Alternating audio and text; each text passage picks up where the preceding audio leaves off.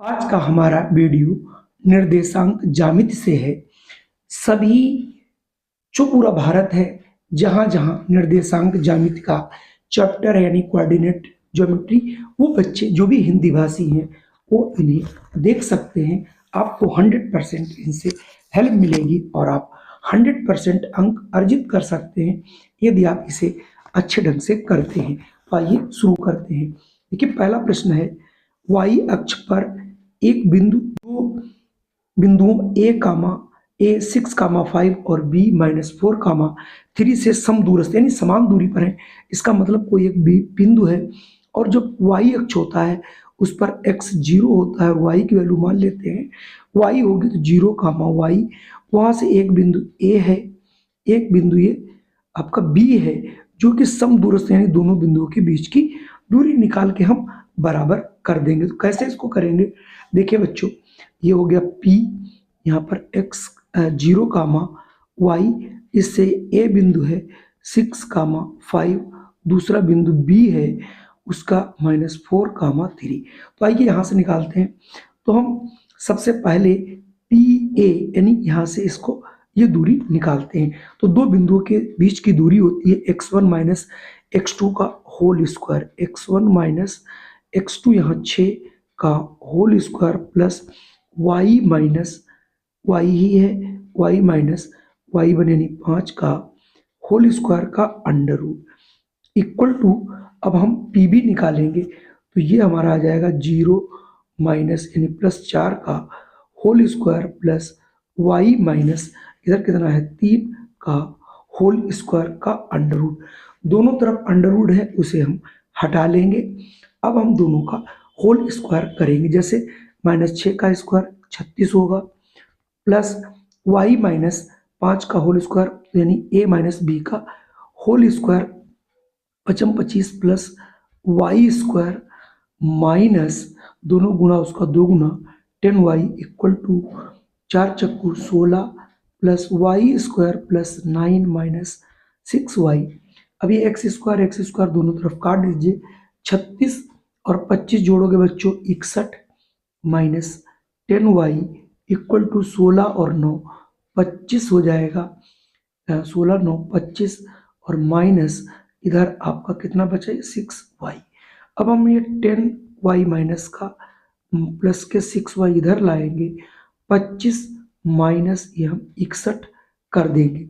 61 में से जब ये घटाओगे आप 25 तो ये माइनस का बचेगा, 36 इधर बचेगा ये माइनस का, 4y माइनस माइनस प्लस हो जाएगा तो y इक्वल टू 4 से भाग करोगे 4 9 36, यानी जो y अक्ष पर एक बिंदु होगा उसका निर्देशांक हमने माना था 0, y, तो ये हो जाएगा 0, y की वैल्यू है 9, तो 9 0, 9 जो कि ऑप्शन ए में आपको मिल रहा है। चलिए बढ़ते हैं नेक्स्ट क्वेश्चन पर। अगले प्रश्न में चित्र में P के निर्देशांक क्या होंगे। यहाँ पर ग्राफ को प्लॉट किया गया, बिंदु P ये है। बिंदु P तक पहुंचने के लिए मुझे x पर पॉजिटिव डायरेक्शन में 2 और ये y के नेगेटिव डायरेक्शन में -3 चलना पड़ता है, इसलिए यहाँ के निर्देशांक 2, -3 होंगे। 2, -3 इसके कोऑर्डिनेट्स हो जाएंगे। चलिए पढ़ता हूँ अगले प्रश्न पर। अगला प्रश्न है, बिंदु -6, 8 की मूल बिंदु से दूरी क्या होगी। आपके सामने बिंदु दिया गया है -6, 0 और मूल बिंदु ये हो गया। मूल बिंदु के निर्देशांक होते हैं 0 0, इनके बीच की दूरी मान लेते हैं d, ये हो जाएगा under root x1 minus x2 का whole square plus y1 minus y2 का होल स्क्वायर। अब यहाँ पर देखिए y1 आपका कितना है, यहाँ से हम लोग देख लेंगे और यहाँ पर -6 है तो यहाँ पर हम -6, 0 का यानी x1 माइनस x2 और प्लस y1 यहाँ 0 है, सॉरी y1 यहाँ पर हमारा कितना है 8 -0 का होल स्क्वायर, तो 6 का वर्ग 6 चरंग 36, 8 का 8 28 64, दोनों जोड़ोगे 100 आएगा। 100 का अगर हम वर्गमूल लेते हैं ये बच्चों 10 आएगा। इसका मतलब 6 - 6 कामा 8 की मूल बिंदु से दूरी कितनी होगी, अभी अभी हमने निकाली, वो आई थी 10 मात्रक, यानी ऑप्शन सी सही होगा। अगर मैं प्रश्न 4 की बात करूं तो x अक्ष पर स्थित कोई, अगर आप x अक्ष पे कोई बिंदु है तो वहां पर y सदैव 0 होता है, 0 रख देंगे। वहां पर 2 कामा -5 और -2 कामा 9 के ये दोनों समदूरस्थ हैं, तो इन दोनों बिंदुओं के बीच की दूरी इसको निकाल के बराबर कर देंगे। और जैसे ही बराबर करेंगे, जैसा कि मैं एक प्रश्न आपको बता भी चुका हूं, तो यहाँ से ऑप्शन बी वाला निकल आएगा। इसलिए हम इसको नहीं बता रहे क्योंकि एक में प्रश्न आपको करा चुका हूं। चलिए बढ़ता हूं अगले प्रश्न पर। अगला प्रश्न है बिंदु P x, y की मूल बिंदु से दूरी क्या होगी।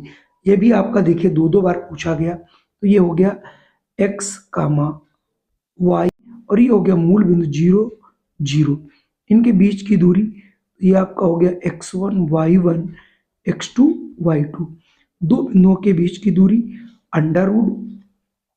√x minus x1 minus x2 का whole square plus y1 minus y2 का होल स्क्वायर। अब आप यहाँ पर देखें तो x1 की जगह यहाँ पर x माइनस 0 का whole square plus y minus 0 का होल स्क्वायर बनेगा। तो ये आ जाएगा x square plus y square, क्योंकि वो 0 हैं। तो यहाँ से 5 का ऑप्शन सी वाला बिल्कुल सही होगा। अगर मैं अगले प्रश्न की बात करूं तो अगला दो बिंदुओं के बीच की दूरी ये भी पूछा जा रहा है।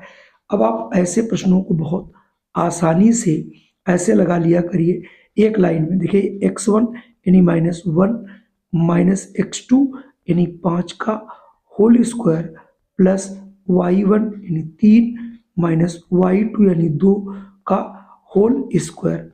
अब ये -5 और 1 मिलके 6, तो -6 का स्क्वायर करोगे 6 चरंग 36 प्लस यहाँ से आपका 3 में से 2 चला जाएगा, 1 का वर्गमूल 1 ही आएगा, वर्ग 1 आएगा, 6 चरंग 36 और 1 37 हो गया, और 37 का वर्गमूल नहीं मिलता तो इसका हो जाएगा 37 मात्रक। ऑप्शन सी वाला बच्चों सही होगा। 8वां प्रश्न है बिंदुओं 4, -3 और 8, 5 को जोड़ने वाले रेखाखंड का आंतरिक रूप से 3:3 में अनुपात में व्यक्त करने वाले बिंदु के निर्देशांक क्या होंगे। तो जो आंतरिक विभक्त करते हैं उनके निर्देशांक का फार्मूला होता है बच्चों, यानी m1 x2 plus m2 x1 अपान m1 प्लस m2, दूसरा है m1 y के लिए y2 प्लस m2 y1 अपान m1 प्लस m2। अब इसकी वैल्यू हम यहाँ से उठा के ये वाली रखेंगे, ठीक है। तो क्या बनेगा बच्चों, देखो m1 यहाँ पर कितना है आपका 3 है, ठीक है। तो ये हो गया 3 और x2 की वैल्यू 8 है प्लस m2 1 है इंटू x1 4 अपान 3 प्लस 1। अगला हो जाएगा 3 इंटू 5 प्लस 1 इंटू -3 अपान 3 प्लस 1। तो अब इनको आप हल करोगे तो हो जाएगा 24 प्लस 4/4, ये हो जाएगा 15 माइनस 3/4, तो ये हो जाएगा आपका 28/4, 12/4। जरा हल करोगे 4 7 28, 4 3 12, इसका मतलब उसके निर्देशांक हो जाएंगे 7, 3। 9वां प्रश्न है बिंदुओं P x1 y1 और Q x2 y2 को जोड़ने वाले रेखाखंड के मध्य के निर्देशांक क्या होंगे। इसका तो फार्मूला होता है x1 plus x2/2 y1 plus y2/2, तो ऑप्शन बी सही होगा। अगला प्रश्न 10वां है -3, 4 की x अक्ष से दूरी क्या होगी। अगर मैं इसे बनाऊं, ये x अक्ष है, ये y अक्ष, इसको अगर हम प्लॉट करने की कोशिश करें तो -3 इधर जाएगा यहाँ और ऊपर आपको 4 चलना है, 1 2 3 4। तो यहाँ आपके निर्देशांक हो जाएंगे -3, 4। पूछ रहा है x अक्ष से दूरी, तो हमारी ये x अक्ष है, यहाँ से दूरी ये कितनी दूरी है, 4 मात्रक, यानी यहाँ से इसकी दूरी हो जाएगी बच्चों 4 मात्रक, ऑप्शन सी। कुल मिला के आज के ये 10 प्रश्न कैसे लगे? अभी बहुत से ऐसे प्रश्न हैं, इसका मैं एक सेकंड वीडियो लाऊंगा जिसमें मैं सारे प्रश्न कराऊंगा, क्यों वीडियो बहुत बड़ा हो रहा है। अगर आपको कोई भी सजेशन हो कमेंट करिए, उसका आंसर आपको जल्द से जल्द मिलेगा। जय हिंद, वंदे मातरम। फिर मिलता हूँ एक नई वीडियो में।